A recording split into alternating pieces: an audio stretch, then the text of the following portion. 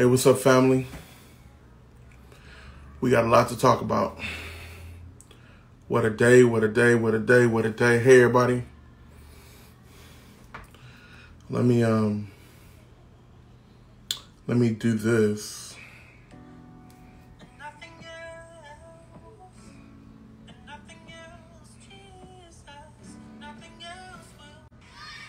Let me bump this real quick. Hey, what's up, family? There he is. All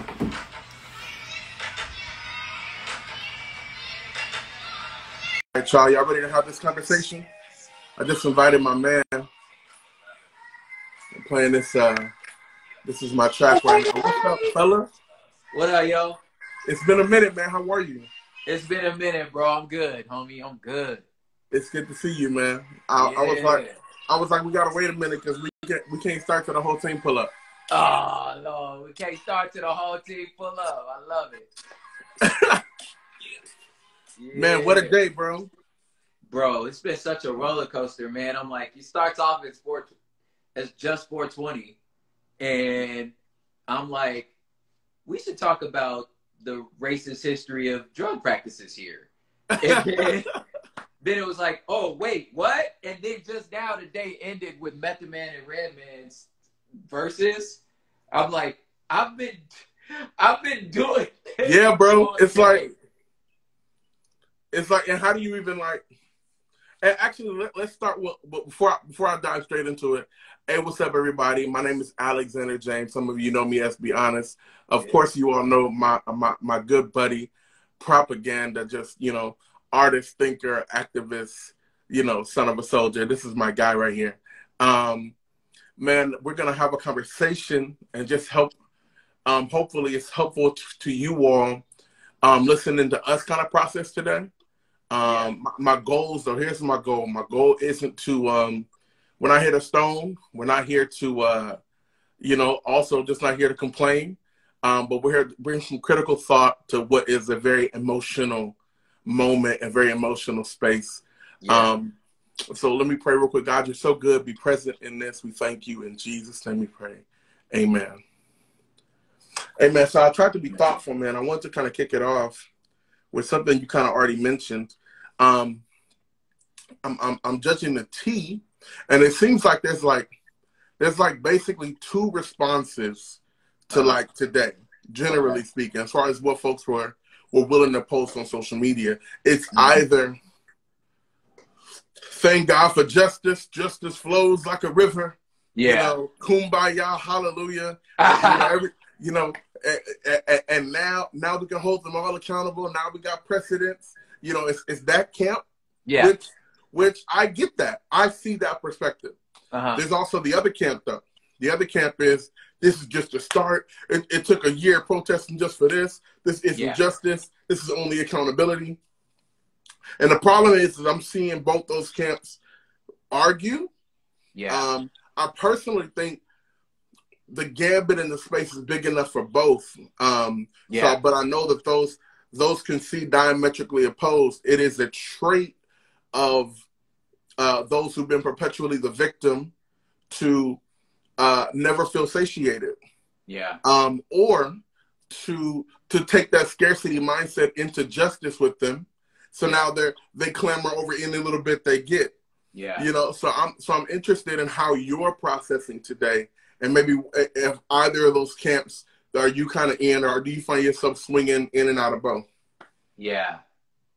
First of all, that's very astute, and I think I should probably turn the light on a little brighter. Hold on. I was like kind of dim in here. All right. Yeah. Okay, that's a little better. Yeah, I think the district prosecutor in Minnesota, when he did his statement, what he said was, which it actually synthesized the way I may feel about it, where he was like, well, this isn't justice, it's accountability. Yeah. We got a lot of steps to go into justice, you know what I'm saying? So I appreciated that. I definitely, like, depending on the time of the day, the mood, vacillated between both of those things, where it's like you want to celebrate every win you got, but like this is definitely, this is the floor. Like, this is, you know what I'm saying? Like, it's just, this is the ground level, a baseline, if you will. And yeah, like, I found myself not weary, but definitely tired. Yeah. Not relieved, but tired because of, yeah, like, it took, do what you say, like, it felt like it took, all these pieces had to be in place. Bruh. So, you know what I'm saying? Like, how many things had to go right? You know what I'm saying? We had to have a 10-minute video. We had to have cops break the blue wall. We had to have the whole world shut down. And that was just to get them to remember his name. Yes. And then the earth protest. Yeah. Yeah, bro. The whole plan. I'm like, yo, it take that much. And that made me like feel tired. And then, yeah, somebody said it. And then we're not even out of, it wasn't even 5 minutes, but it was another shooting in Columbus. And I'm just like, when can we? She was 15, 16. For those who might not have heard, Ma'Khia Bryant, I think I'm getting her name right. We don't have all the details yet, and I'm also tired of that phrase. Yeah. But apparently, she was either 15 or 16 years old, and the witnesses stated that, you know, she's the one who called the police in the first place. Somehow, she ends up with 14 bullets in her chest, laying on the pavement, 15, 16 years old. Our heart goes out to the family. Yeah, man. It's just like, when can we? It's the orchard, y'all. Like, when can we talk about the orchard? You still talking about apples? I'm like, you know. So to me, it's like, can we take a step further to just like, I mean, you're like, I just feel like you're an artist, man. Like, is there not times that you may be working on a poem and then you tinker, and then at some point you're like, you know what, abandon ship. I need to start over. Yeah, bro. Right. You know absolutely. What I'm saying? Right? Know, it feels like the best way I can express it, man. It's like it's like Black culture. Those who are tapped into like the collective feeling of folks who look like them, the collective ethnicity. It's like we're either at the repast or at the funeral. Yeah. Nobody gets to go home. We're either like in the fellowship hall eating and celebrating, or we're upstairs in the sanctuary at the funeral. We don't get to pick. It's one of those two spaces.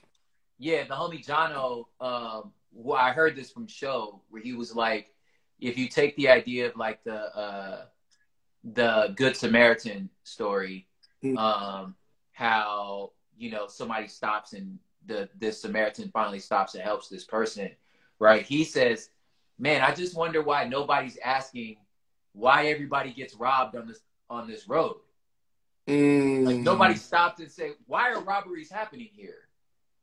You know what I'm saying? Because if you stop and say, why are robberies happening here, then maybe you wouldn't need to help every person. You know what I'm saying? So what I'm saying is like, okay, it's cool, we got this. I'm glad we had this moment. But at some point, can we say, why does it keep happening? Do you know what I'm saying? Man. Like, you know, and in my mind, I'm going, if I'm trying to be as generous as possible and not put on my, you know, Black Panther. You don't see that it's a listen, I got it's Maya a mugshot up here. Yeah, Maya and Baldwin and I'm not trying to like, you know, like, I'm saying, like, I'm trying to be chill about it, but like, if I be as generous as I possibly can, then I'm saying, when the amygdala is enacted because you are in fight or flight, logic goes out the window. I understand that. So I'm being generous enough to say, yeah, cops spend all day in fight or flight. That's not sustainable. And I'm like, but then again, so do I every time I run into them. Absolutely. So, and that's the thing, bro. It's that difference between that guardian or that warrior. Yes. And I guess the question becomes like this idea of especially in like this case and in the Philando case, in the, you know, Kim Porter, you know, I thought, you know, I thought it was a gun. I thought this was the problem is what you think of us. Yeah. Because And all I'm these even actions are born in those thoughts. yes, that's what I'm saying. Like, I'm gonna be generous. I'm gonna say, biologically, when your lizard brain is activated, in the same way, like you from the hood too, it's like there are certain moments when like if you ever been in a situation where you was like, yo, I blacked out. I Yeah, was man. like, I don't remember what's happened.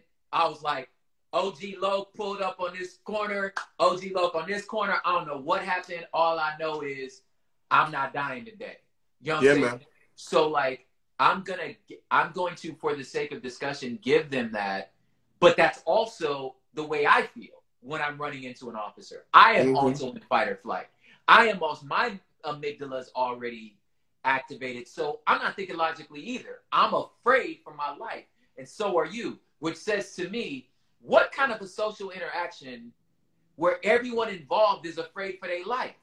Right. What can Something's you wrong expect? with the situation. What can you expect? That's what I'm trying to say. So I'm like, well, then that means that there's something wrong with policing. It's not each person in it. If all of us Right. are both terrified, then I'm like, then something like, then let's examine the whole thing. Surely somebody should be on the other side of the phone if someone's breaking into my house. But what doesn't need to be on the other side of the phone is a tank. Right. Like, you know what I'm saying? Like, I don't need Yeah, man. So I listen to a lot of Dr. Cornel West's podcast. It's called The Tightrope, and he had a expert on policing on, and they talked about how during 2020, the rate of police deaths never went down. They didn't go down. That's what I want everybody watching this. Like, thank you guys for being here. Like, see y'all in the comments. Like, if you have questions, throw them in there. But consider this, y'all. While the whole world was in lockdown, the police, and this maybe it won't be phrased fair, but like, give me grace. The police found a way yeah, right. to still kill the exact same amount of people they killed in 2019 while everybody was in their homes. It's just, so the question becomes like, I think the quote from that podcast was like, policing is the laziest response. It's let's not understand. Let's not speak the colloquialism. Let's not understand their culture. Send a guy with a gun. And if you send a guy with a gun, what result do you expect other than somebody getting shot? It's so true, bro. It's like, so like, why can't we have the wherewithal to just say this is broken? Like, and then just the reality to just be like, and here's the thing that I always try to tell people, like, just to ease their mind is like, I can't stress this enough. We made up policing. Yeah. It's imaginary. We made it up. You know what I'm saying? Just like Republican is made up. Yeah, bro. Our border, there's no force field at the 47th parallel that separates America from Canada. It's made up. So what I'm saying is, like, if it's made up and everyone involved is fearing for their life, then it's a bad idea. Then all I'm saying is, if we made up this one, we can make up something else. You know? Yeah, man. Well, let me say this. I completely agree. I think that the hole in that, though, is back to the Samaritan story. It's in Jewish culture, if the Levi, the priest, would have interacted with the dead man or the dying man, they were considered unclean. And now they can't operate in the temple. It's already a long line to operate in the temple. So I would argue that they're passing up this bloody, dirty man because they want to do church. For the sake of like they're not being the church because they want to go do church. So I guess the point I'm making is when you say everyone, I think we're being generous. There are some people that this is working for great. Very and until and I mean I won't even feign to speak for everyone, but I'm saying like folks that are Christian, folks that claim to know and love Christ. I'm saying that those people don't see the Samaritan in us, and they just walk right by. Walk by the people that they call brother and sister. So let me ask you this. Let me ask you this, good, bro. I think, especially with Makai's story coming up right after, there's this opportunity, man, to slink back into one of the two H's, which is either hopelessness, yeah, or hatred. Yeah. And I think, or maybe hatred may be too strong, maybe just anger. And here's a text that's always bugged me, bro, that I'm curious about your perspective. You have a track that talks about being cynical. Yeah. If y'all don't know, Prop is one of my favorite artists of all time. It's just like it's not even a competition. You got to dig, is what I'm saying. Listen, yes, sir. You have a track that talks about being cynical, man, and it was one of the only times I've heard it in a positive light. Is generous, but you get what I'm saying. It wasn't a negative thing. Absolutely. So I guess my question is, bro, in this context, how do you process the scripture that says, "Be angry and sin not"? Because what you're telling me is that anger is not a sin. Mm-hmm. It's in the thing, and I think wow, you just pulled a theological thread. You know what I'm saying? And now I'm like, okay, where do I? My superpower is asking good questions, bro. Yeah, where do I let this thread? You know what I'm saying? So like, because now we have to ask the question of like, and that's the part that I'm afraid would be like the rabbit trail, because it's like, what does what do we mean when we say sin? And so that's why I'm like, now we have a theological question, because the term is Greek, so it's actually not a Hebrew word, it's a Greek word, right? And it's an archery term, and it just means to miss the mark. Yep. So there's actually no nefarious sort of deviant darkness around the sin. It's about the term sin. It's, bro, you just missed. And if you're a loving father, you hit something though. Yeah, you hit something, and a loving father would just, if you're teaching your son how to shoot an arrow and he misses, you don't destroy him. Right. You adjust his aim. You know what I'm saying? You help him adjust their aim. So I'm not mad at you. He just missed. You know what I mean? So when you tell me be angry and sin not, I'm thinking, okay, don't miss. I know you're mad. Don't miss. You know but don't let your anger mess up your aim. Yeah, don't miss. Exactly. That's good. So for me, cynicism, the way I like to think about it is this. Cynicism is different than bitterness, because I feel like bitterness is when you're looking backwards in time, as far as like, yo, there's nothing I can do about this, and all I can do is dwell in how much it's terrible for me. Oh, that's good, bro. I feel like cynicism is looking forward to where you're saying it. Cynicism to me, in the way that I wrote the song, is me saying, I'm being honest about how I feel. Yeah. I'm saying it don't have to be this way.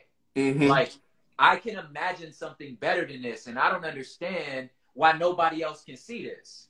So, like, in a lot of ways, people like me, like, I'm hella cynical. It's the greatest comedians in the world, they're cynical. Hell, every prophet you read in your Bible, there's some cynical. All of them, bro. Every major, minor, all of them. All of them, because you got an idea of what we could be, and you like, I don't understand. Why are we not doing this? Like, look at this. Y'all can't see this? You know what I'm saying? So to me, it's like, so when I say I sound cynical, it's because I am. Because I'm like, this is stupid. It doesn't have to be like this. So when I think about like you said, the fact that like we're still dealing, the interconnectivity of justice, the idea that we still think of justice in terms of like retributive, in like we just want retribution. Like, we're just looking at a chart, and we're saying it's the same chart that we did when you were a kid, and it's like you talked out in class, you get your name on the board, then you get checked. You know what I'm saying? It's just a chart. It's like, and then you have to stay after school. Then you got to write. It's imaginary. It's just like which has nothing to do with the infraction. There's nothing restorative about it. It doesn't make any, you know what I'm saying? If I hit a kid, if I'm in class and I hit a kid, you're going to write my name on the board. You didn't teach me nothing about hitting the kid. Right. This kid don't feel restored. You understand what I'm saying? None of this, but we still exist in this idea that we say you do this crime, it equals this punishment. And so for us, because that's all we know, rather than saying, how do we think restorative? You know what I'm saying? Which is, if you're a Christian, hello, that's the whole premise of your faith is restorative, not retributive.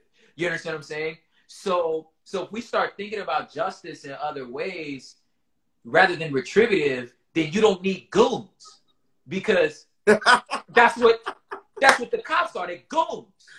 Bro. You know what I'm saying? When you think about the little kid, the Dwayne Wright kid in Minnesota that just happened, like you from the hood, like I'm from the hood. Here's what happened: they pull him over because they like, oh, here's a lick. He ain't got his license or his tags. He got the wrong color. Yeah, I can hit this lick. You got your license. That's $300. Cool. Let's go get this money, right? Then you pull it up and it's like, oh, this fool got a warrant for his arrest. And for what? $300 more. Oh, word? Oh, and you got this thing dangling from your license. $300 more. That's a $900 lick right there off this kid. Right. And these are the goons that's like, yo, give me my money. You understand what I'm saying? Because you're just thinking retributive. Yeah, man. This equals that, rather than looking at little homie and being like, what's up with your tags? You know what I'm saying? Hey, hey, why you ain't come to this? You know you got a warrant, bro. Why you ain't come to this? Yeah, and then even in that situation, it turns out he had the warrant because they sent the court summons to the wrong address. And him like, yo, I did not even know. Right. You understand what I'm saying? And but since both of us are in fight or flight. Yeah, bro. You know what I'm saying? Because, listen, that's what I'm saying. It's like, if you don't think retributive, then you don't need goons. That's street stuff, right? You send goons to get your money.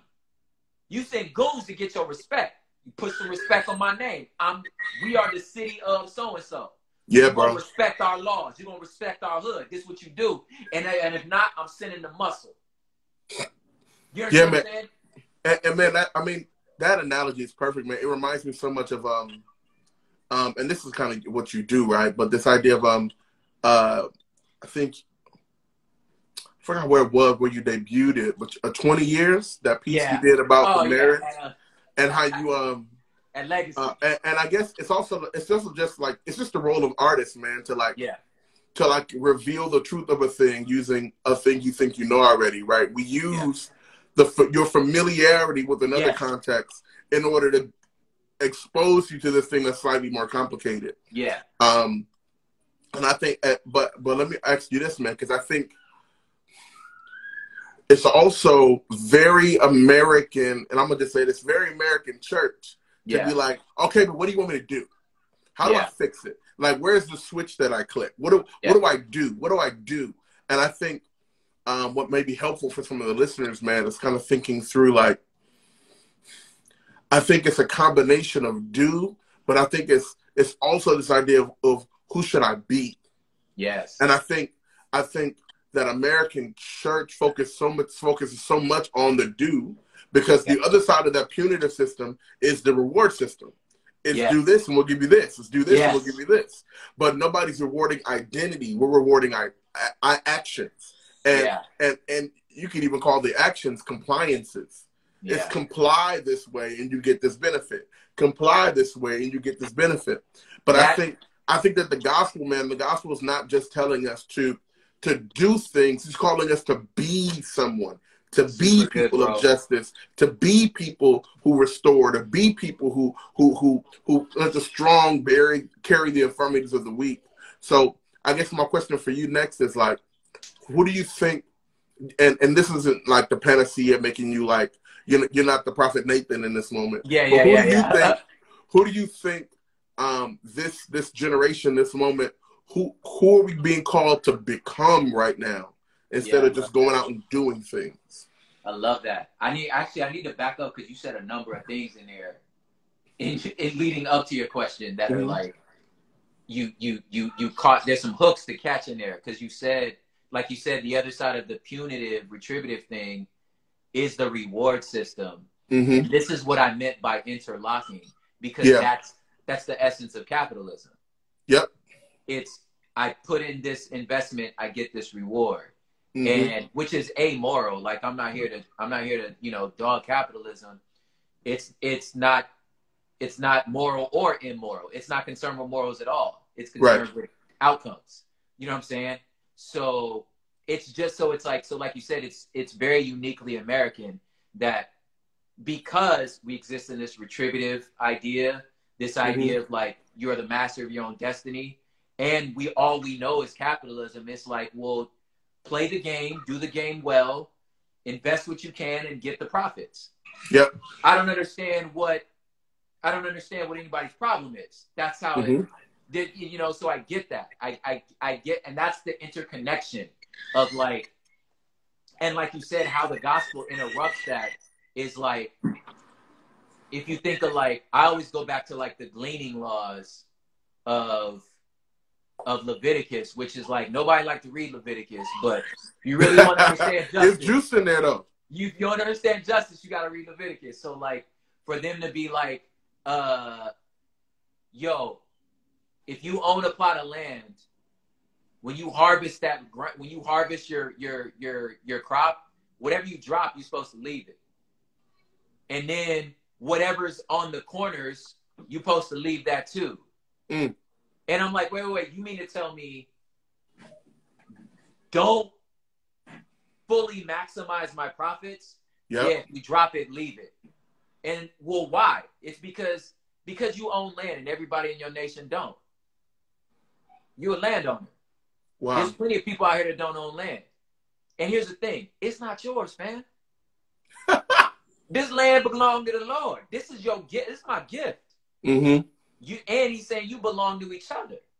I don't understand. You belong to each other. That the stuff that you drop, it's like you have to like read between the lines. God is saying, I made the crops grow. So when you drop it, that's for the rest of my people. You understand what I'm saying? You blessed enough to have this land. Now you got a responsibility. You understand what I'm saying? So in my mind, it's a whole other way to think about how to do life, period. So when you ask me, like you said, like not what we should do, but how we should be, my thing is like, we have to fall back and be like, what do we mean by justice? Right. What do we mean by person? And what is my role in it? This is where like, I mean, I'm about to get on a real soapbox, and nobody on this thread really needs to know this, but like when I think about like the SBC's like rejection of critical race theory, I'm like, which I know nobody in here need to know this because y'all get it, but I'm like, this is why their logic is so fatally flawed. Yeah, bro. You understand you connected with each other, number one, and you don't understand that we're talking about how bodies move as they relate to the nation. Like, it's not, and it's like, well, you could say, well, my identity's in Christ. And I'm like, well, you got a driver's license? Wow. You got a social security number? You have a political identity. It's how the state relates to you. You are B72. My license plate, my driver's license say male, black, non-Hispanic. That's what the nation see me like. And those words have implications, right? So if you understand that, then I'm saying I'm a member of this institution, this made up idea that we're calling a nation, because again, it's made up, right? The experiment. It's just an experiment. It's just an idea. It all exists in our head. Especially if you live in a border state like we in Cali, right? So if you go down San Diego to go into Tijuana, do the dirt change? No, it's the same. That's the same trees on this side and that side. It's made up. So if that's the case, even if our race, like you said, even if race is a racial construct that's made up, we still exist in it. Yep. You understand what I'm saying? What is a driver's license? It's a piece of plastic in your pocket. That means you can operate a car. That's made up. But we all exist in it, right? We all exist in it. So since we all exist in it, Yeah. what we get to say is like, again, if this is our imagination, it's not serving the greatest of us, then let's just be creative, right? So I think a good read for y'all on here, if y'all really ready to get nerdy, is this book called What is Justice? It's by Michael Sandow. So watch this, James, watch this. He gives 3 examples, and then he gives how a lot of that plays out. So it's like, so there's the greatest amount of good for the greatest amount of people. That is one definition of justice. Okay. There's another definition of justice that says it's the greatest amount of liberty and access to flourishing is justice. Access to flourishing. Yes. All and right. Then there's a third one that says justice is preserving the idea right, of what things ought to be. That is yeah. So if you think of it like this, generally speaking, the more liberal answer to justice is greatest amount of good for the greatest amount of people. So we make programs. If we have access, you don't have access. What's the best way? It may not work for everybody, but how can we get the most people access to this, right? That's a liberal kind of like way to look at it. The libertarian way is like, no, leave me alone. I want access to flourishing. Let me figure this out. I don't need you to tell me nothing. If I fail, I fail, right? Let me do it. And then the conservative way, the more conservative way is the ideal, meaning you have an idea of what things ought to be. And when someone doesn't fit into that, you feel like it's your job to crush it, right? Wow. So why? Because that's not what it should be, right? You understand what I'm saying? That's their juicy, idea, bro. That's right? Juicy.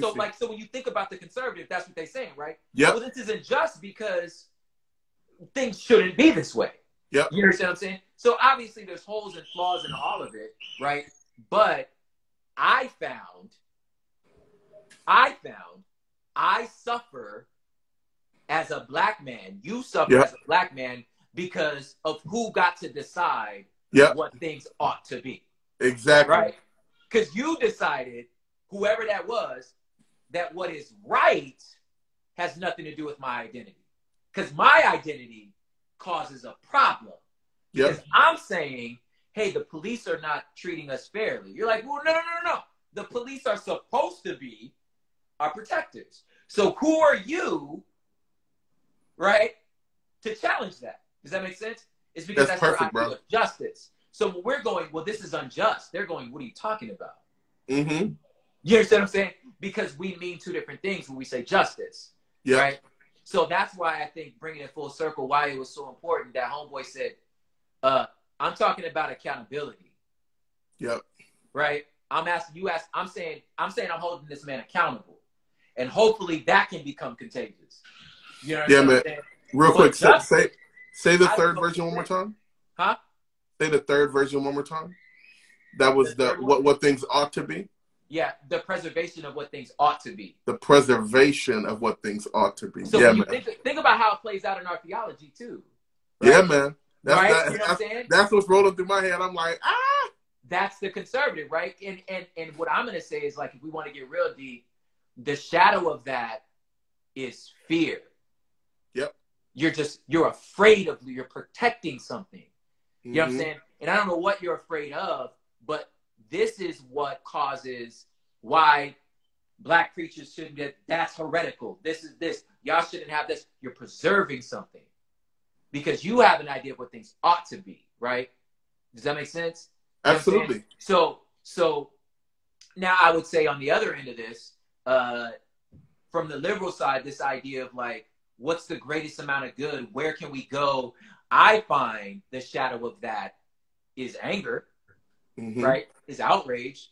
And it's just because you're just like, I'm raging against what you're trying to preserve because what you're preserving is killing me. You man. And it's also in its very nature, reactive Yes. to the lack of equity. Yes. It's I need there to be a disparity for me to be able to react to it. Yeah.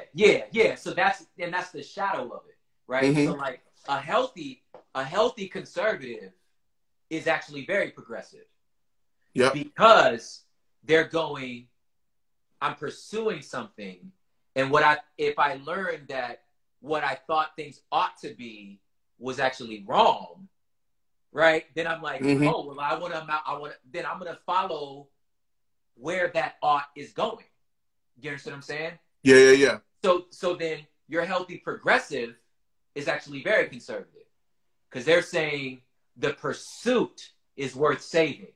You understand what I'm saying? Yeah, bro. Right? So yeah. So when you have that way of thinking about, I'm trying to answer your question about like where can we go, Mm-hmm. right?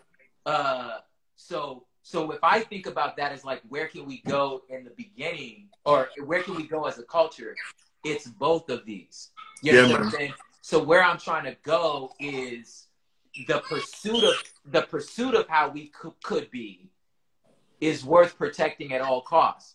But I'm not going to be precious about the markers that we're at now, because the markers we're at may not be where we need to be. Right. Now somebody asked me this, the healthy libertarian. I saw that the healthy libertarian understands that everybody doesn't have the same access you do. Yep. The healthy libertarian says, if you don't have access to your flourishing, then I'm going to do what I need to do to make sure you're healthy and you can have what you have. And then after that, you're on your own.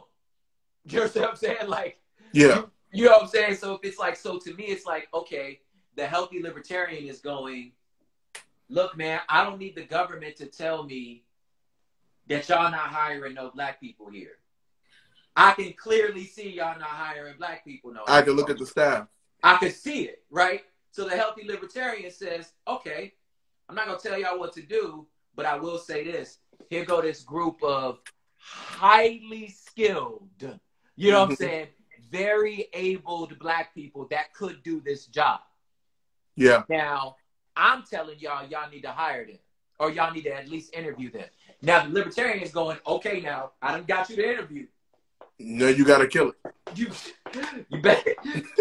I threw you the dog. Let me ask you this, man, especially on the subject of like, not only how we interact as a culture and maybe the posture we should take, but maybe interacting with some of those more conservative folks. I understand the tendency to go, I mean, you're not a real Christian anyway. You're white, but right. How we almost made like an evangelical a dirty word, and I really appreciate even Show and who aired Mason like saying like, nah, we're not letting y'all take evangelical. Like we're taking that part back. Like we're gonna redeem it, right? And I appreciate that. But I get the desire, the knee jerk to label and to categorize and go, oh, you're just, and because concepts that the human brain can't understand, we have to demean it, make it smaller, we have to put it into some box. Yes. Like our labels are really our desire for like control, like coming out, like, oh, you're that, so I can treat you this way, or you're this, so I can treat you that way. Yeah. But what I'm noticing recently, bro, and also let me say, so I've got the chance to have some of my poetry in this racial reconciliation curriculum called The Love Required. I've walked 4 churches through this process, seen some beautiful. It was hard, it was tough, but it was beautiful. Yeah. And side note, this is not me saying that everybody has to like be the Jurassic Park tour guide for racial reconciliation. No. If that's not your calling, that's not your calling. Don't do it. However, somebody got to be Ananias for Paul. Yeah. You see what I'm saying? Like, and here's my other concern, because they're going to come up with their answer. The question is whether or not one of us will be at the table. Yeah. You see what I'm saying? They're going to, like, Major League Baseball was like, you know, they're going to come up with their responses. But let me ask this, because I'm also noticing when we get a little Killmonger, a little Malcolm about this subject, they try to muzzle you with Dr. Martin Luther King. Yeah. And I'm not gonna say we've allowed, but they try to turn Martin into a muzzle to keep us from Malcolm. Yeah. And what I hear you say is like, it's like this idea of it's both and. Is I have to be aware, I have to have that healthy cynic that sees what things could be, but also not be so future focused that I'm not present in what's happening right now. Yeah. Is that that's good, man? Yeah, because I think specifically to your example, like Martin was a lot more Malcolm than they give him credit for. So that, you know what I'm saying? So yeah, you're right. Like that, my first reaction is like when you use Martin that way, I'm like, oh yeah, you're right. You actually don't understand Martin. You know. Mm-hmm.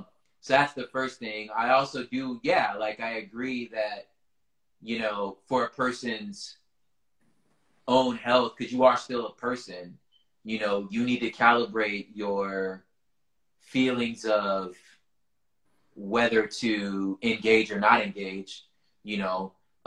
Same thing as a parent. It's like I don't stop being a parent, even though there are times that I'm like, all right, babe, you actually need to handle this one. You know what I'm saying? Because like, I'm not going to handle this well, you know? So, the collective mourning that we have as people of color, you know, and also the collective burden, unfortunately, of really like, in a lot of ways, educating those that are, you know, that dominant culture, that oppressive culture, for real, not even for their good, but for ours. You know what I'm saying? Yeah. Like, I'm doing this so I can live. Like, you know what I'm saying? I'm investing in my own safety. You know what I'm saying? Like, it's really got nothing to do with y'all. You know what I'm saying? Yeah, man. Even if it's that, like, I get it. But I also, like, I do think it's another form of oppression that we have to be the teachers. You know? Man. I do think that's something that, like, you need to, as an individual, decide whether you're willing to get into it or not get into it. Mm-hmm. So I always want to put a caveat on that where I'm like, that's up to you. If you really feel absolutely. Like this, and I think that and just to be clear, man, like James Combe, like crossing the lynching tree. My man's like, Jesus was a man of color publicly murdered by the state. Unjustly. Yes. Right. Let's just let that sit. Like, Jesus, the guy you say you love, that you sing about, that guy was a man of color who was publicly shamed and murdered unjustly by the state. And I think there's a quote he says that expecting, and I'm gonna butcher this, but expecting your average person of the dominant culture to understand that is like trying to explain the gospel to the Romans back when they were in power. Exactly. The dominant culture struggles with kind of seeing itself in the biblical narrative because everybody thinks they're David. Well, they're the bad guys. That's the problem. But the empire. I feel like America's more Goliath than we've ever been. Yeah, you know exactly. I'm like, you don't understand. You're the empire. Yeah, bro.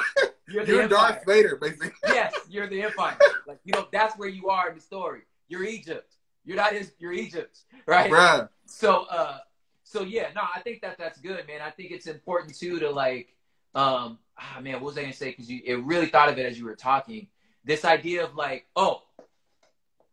that like you as your own individual self, that you see to it that you are. My wife says this quote, like, the personal is political. That like the revolution does start at home. Like your protest is yours. So, and then she said this other one, that culture can only be as healed as we are, right? Right, exactly. That's my wife. You should have done this with her. So the idea she's trying to say is like, what we can offer to the world is our healthy selves. So the more that you are being unapologetically, fully processed as a unashamed Black man, you know what I'm saying, in all your intersections, a husband, a father, a believer, all of them, processed. You know what I'm saying? You're not toning that down for. I'm not telling you to be a jerk, but you're not toning that down for nobody. Like being like, yo, I have rejected this gentrified version of Jesus. I don't rock it. I don't go to your church. Why don't I go to your church? I don't see myself in it. You know what I'm saying? And the more and you're refusing to see me.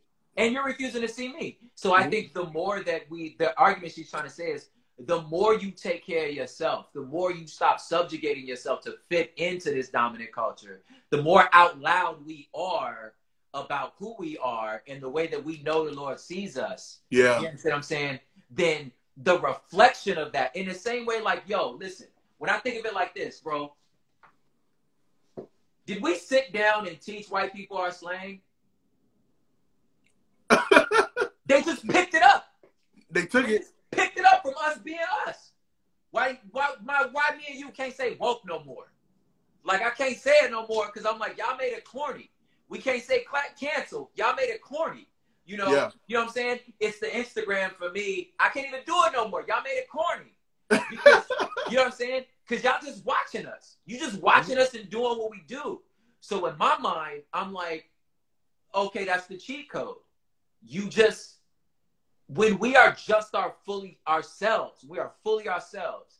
And in the way that we fool us with our senses of humor, with our understanding of like how we move through the world, our flair, our swag, our like, you're not finna tell me, like, yes, I'm pushing this 64 Impala low through the hood right now.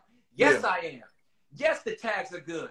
Yes, I paid for this. Yes, I got 3 jobs. Yes, I'm raising my children. Ask me another question. You know what I'm saying? So like, when you start and being like, I'm not finna stand for this. Nah, homie, like, I showed the work all the time. I'm at work like you at work. I say the paying taxes you talk. You pay the same taxes you pay. You know what I'm saying?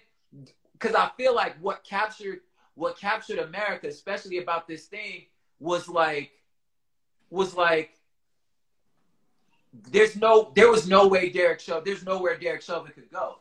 Your defense was he was on drugs. Yeah. He was cornered. It was like, you have nowhere to go with this. The prosecution did an excellent job pushing him to a corner. They did an excellent job because it was just like, look, and then had the nerve to put the police chief on it that was like, yo, that ain't it, chief. You on your own, bruh. This what we trained y'all to do. I don't know what the hell that was. Right? So what I'm saying is like, that was just them. We just did what we knew to do. Yeah. We just were ourselves. It was like, is this it? Okay, we're going to protest. We're going to tell the homies. We're going to do this. We're going to make songs. We're going to do this. You know what I'm saying? And I think that, like, to me,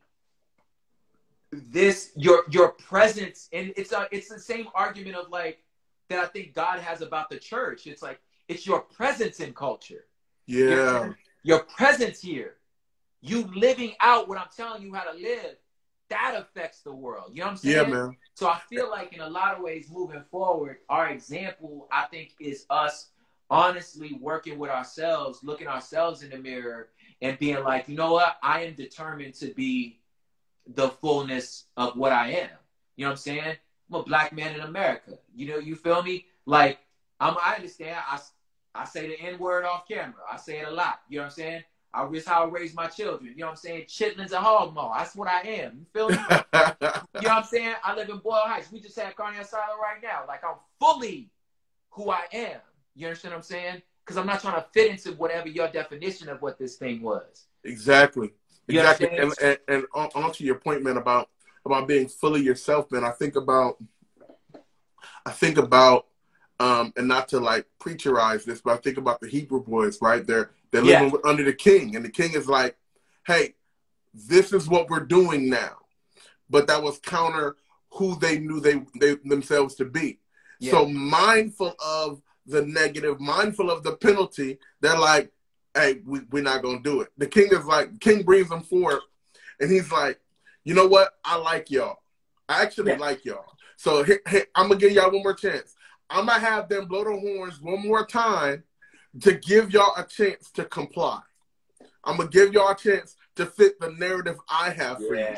And they're like, hey, king, you ain't even got to do that, right? So we're just not. And then you get something like, well, I think it's probably one of the most powerful moments in Scripture. They're like, whether he saves us or not.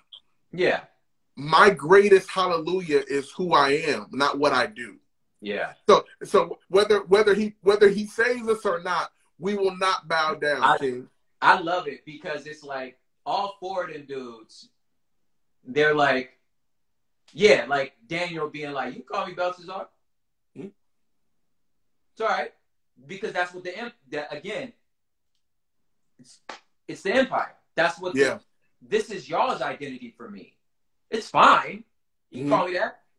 You know what I mean? Them being like, yeah, we work for it. Like, and that's a lot of times I think people miss is like, their brothers worked for.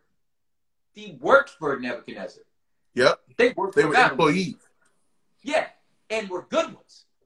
Yeah, excellent. Making bad. That's why the king wasn't like, I just like y'all because y'all cool, but y'all do good work. They work for him. So in my mind, I've always said it like this: hey, I work here. I'm not from here. So I feel like, to me, that was their attitude. They like, look, I just live here. I ain't from here. You know?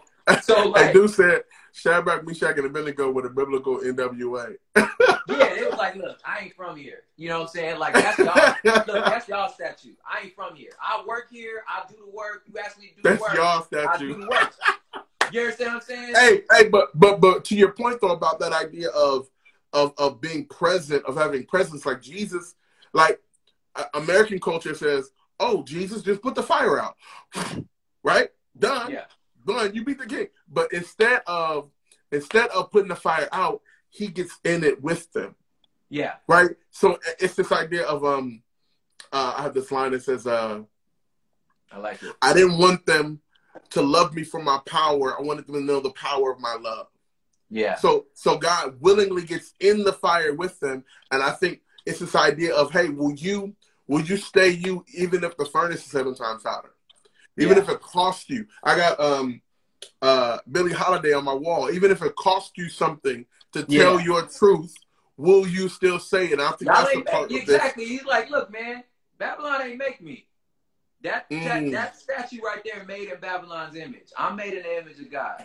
It's the denial of the image. That's good. Yeah. He's like, that ain't make me. So like, I don't owe you nothing. You ain't make me. You know what I'm saying? So I feel like that, to me, I'm telling you, some of the confident, like, this is some of the mojo of my own career, like professionally, all that's where I just like, I step back and I be like, yo, man, y'all ain't make me. Like, that's not. This ain't you not why I had this house like that. You not why I had this career I have. Y'all didn't make me. I owe allegiance to what made me. You feel me? Yeah, that's you know what I'm saying? good. So like, but don't get me wrong. I work here. Yeah, I'm gonna do some great work. You know what I'm saying? I'm gonna be a great employee. It's fine. I like, you know what I'm saying? But y'all ain't make me. You know? Yeah, man. So I feel like that. Yeah. Full circle, I think I have a lot of mixed emotions. We'll see how it goes as far as like where when he's actually sentenced.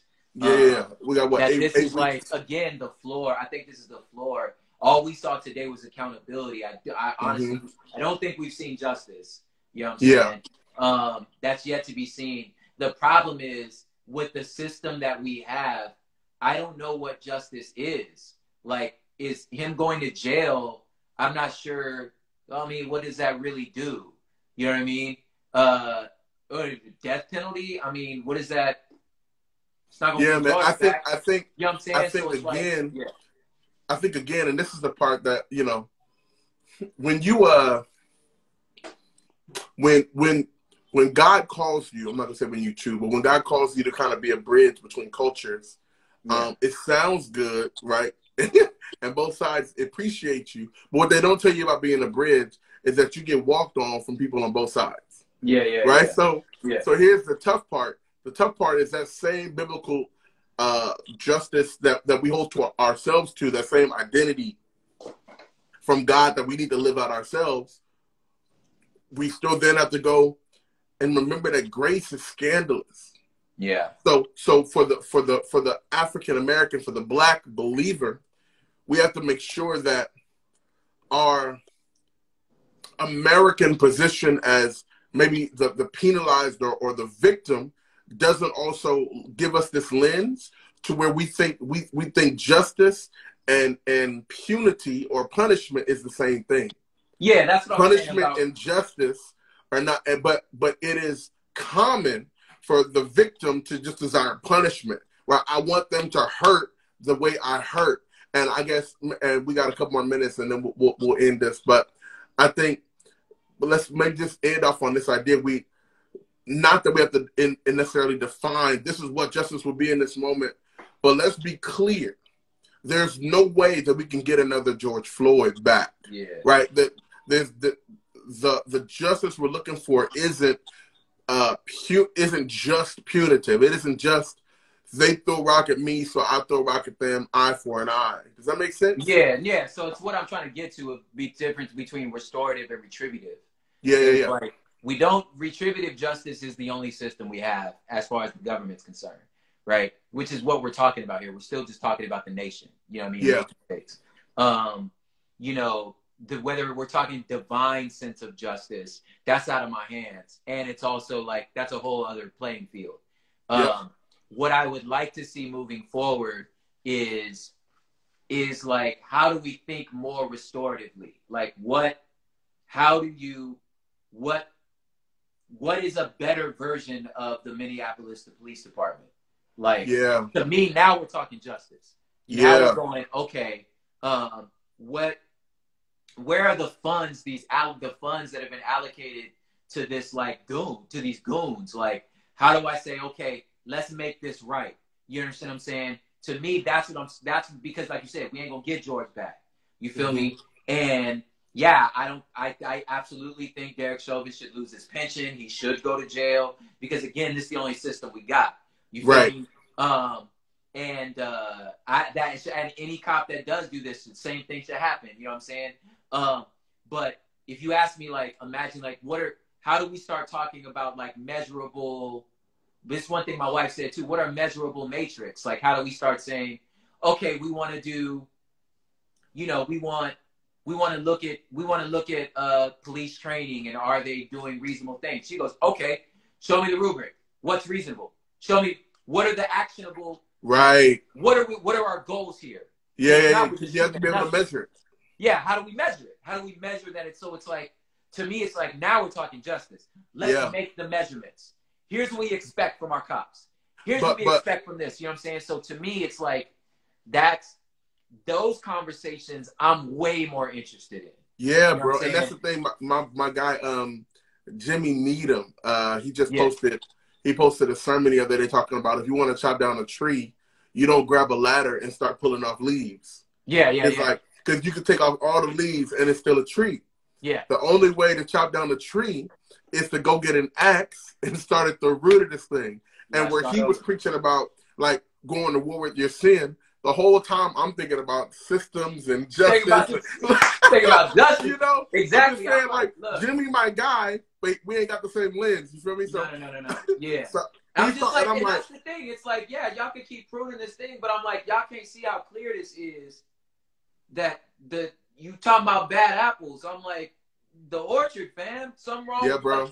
There's something wrong with the orchard. Not that the apple is doing exactly what the orchard's telling it to do. Exactly. So what I'm saying is, like, let's just start uprooting some stuff and going, okay, where did we go wrong?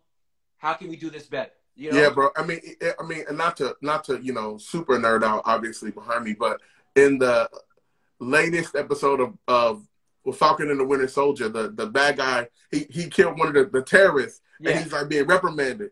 Yeah. And in front of all his, like, generals and stuff, he's like, how are you going to punish me? He said, you made me. Yep. I did everything you asked me to do.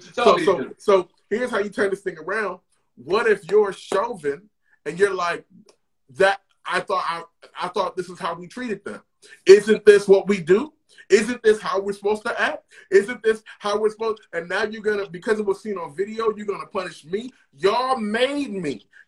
He's a trainer. Kim Porter was a trainer. Yeah. Like, it's not like he was just on the force. This is the guy whose job it is to replicate himself. Yeah, that's what I'm saying. So obviously, the system saw something in him worth multiplying. That's the conversation. Let's talk about it. That's what I'm like. Let's talk about it. Can we finally talk about this? That, like, he did what you keep saying y'all not training him to do it. But y'all trainers. It's the trainers that's messing up. Yeah, and you got 16, 17 other, like you said, police killed the same amount of people they did last year as they did the year before that. don't that never happen to them. Bro, So how do you kill the same amount of people during quarantine? Yeah, that's what I'm trying to say. So what I'm saying is like, why shouldn't Derek Chauvin expect to get off? You know what I'm saying? Because he's like, you saw the look in his face. He was so confused. He was like, wait. I'm the one. So I'm the one guy. You know what I'm saying? Like, I'm the one person that got to go. Everybody been doing this since the beginning of the police, and I'm the one that got to go. I get it, man. So it's crazy, man. It's like that. I forgot who originally said it, but it's that slavery. Slavery was not only, of course, terrible for the people who were made products, but ending slavery also freed the slave master, right? Because people can't own people, right? You have to become a monster to own people. So ending slavery also restored the humanity of the slave, or attempted to restore the humanity of the slave owner, just as much as it acknowledged the humanity of the slave. So that the fruit of that system was policing. Yeah. So we're also saying, like, what if rethinking police is good for police? Like, what if the scope of what we're asking these people to do is too much? Like, what is it, bro? Talk about that amygdala, that lizard brain. What is it to be a cop? You've been on shift for 7 hours. You're tired. You get a call. You pull up to this house, and it could be one of like 40 to 50 different things. Like, of course they're going in there. But they have the highest. Police have the highest frequency of domestic violence, of mental health problems. Because you're right, the system, because they're just humans. Yeah, bro. It's destroying them too. That's what I'm trying to say. It's like, I don't understand why are y'all not hearing this? Everybody in the situation is being destroyed. Yeah, like, it's hurting the police too. It's killing them. Yeah. Anyway. Yeah, man. Listen, man, I appreciate you, bro. This was so good. Yeah, man. It was also just good to talk to you, man. It's been a minute, man. Too, bro. It's been a second. Yeah, man, you flourishing right now, man. Real quick, take a minute. Tell us about your album. I know it's one of 4 that's coming out. Tell us about maybe the heart behind it, which is kind of in response to a lot of this. And I will say this, man. I think Lauryn Hill said it best, man. It's the job of the artist to reflect like the culture and the times, man. And I think there's another type of artist, even in the Christian genre, if you would say that. Whatever umbrella folks want to be under whenever they decide, is folks are making music, man, that's more about, I wouldn't even say the dream of what they want things to be. It's a fantasy. A lot of folks are making music about fantasy life. And I want to commend you, man, for still being committed to making music that's still bang, that's still bump, that I can play in the car with all my kids. So you didn't take away the entertainment value of it. To add the information and like being able to reflect the times in your music, bro. And that's so rare right now, because everybody just wants to do the turn up, and you're like, no, we could also like bop and talk about gentrify, baby, gentrify. Like, we could do both. So yeah, man, just share your heart with us about this latest project and what you got coming.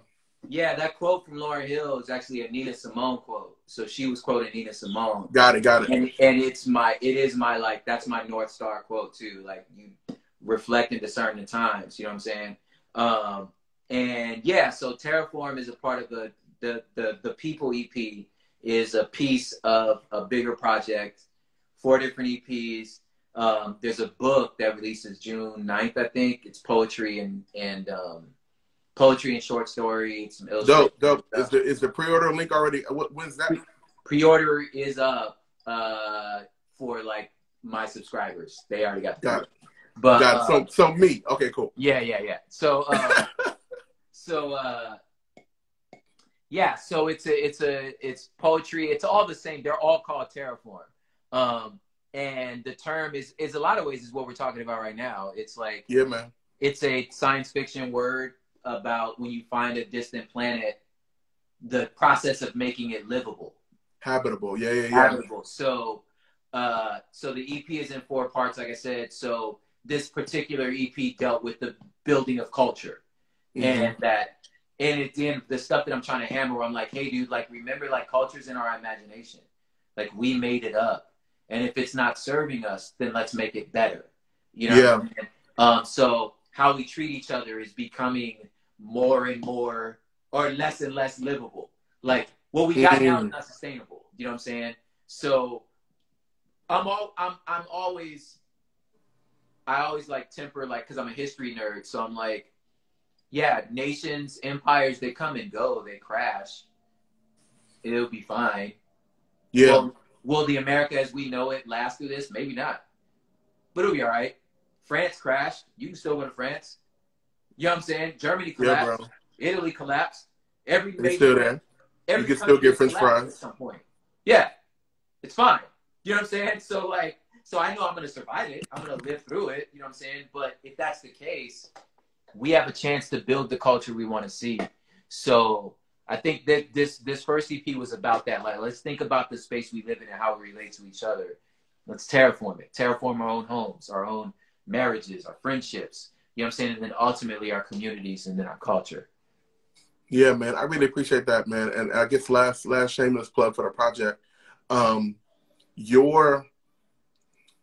lot of folks, especially from from where we come from, will just go, "Oh man, if I just had better role models," and we are quick to demonize those that have come before. Mm-hmm. And I would imagine maybe on a different call we'll talk about, because I would imagine old heads are responding to this way differently than we are. You know, so, but that's a whole nother thing. That's a whole nother next time.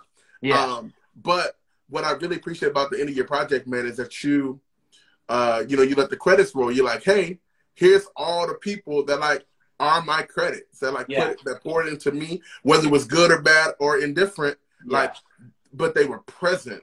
Yeah. And I think, man, there's something about as we move forward in this moment in this season, for all the folks that are still watching, like, who will be listed in your credits? Yeah, man. When the movie of your life ends, who's gonna be, the grip? Who was the producer? And more importantly, who was the director? Yeah, man. Like did you stay off script? Did you improv? Like what? I really appreciate that, man. So what is it about?